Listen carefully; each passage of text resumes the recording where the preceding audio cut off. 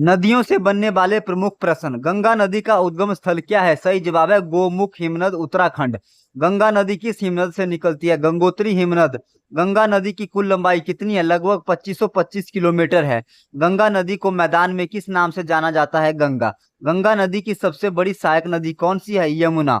गंगा नदी किन किन देशों से होकर बहती है? भारत और बांग्लादेश। गंगा नदी किस सागर में गिरती है? बंगाल की खाड़ी। गंगा नदी का मैदान किस प्रकार का है? उपजाऊ जलोढ़ मैदान। गंगा नदी का डेल्टा क्या कहलाता है? सुंदरबन डेल्टा।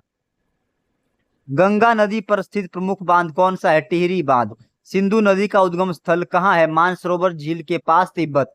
सिंधु नदी की कुल लंबाई कितनी है? लगभग 3180 किलोमीटर। सिंधु नदी किन किन देशों से होकर बहती है? चीन, भारत और पाकिस्तान। सिंधु नदी किस सागर में गिरती है? सही जवाब है अरब सागर। सिंधु नदी तंत्र की प्रमुख सहायक नदी कौन सी है? झेलम। सिंधु नदी पर स्थित प्रसिद्ध बांध कौन सा है? सही जवाब है तरबेला बांध।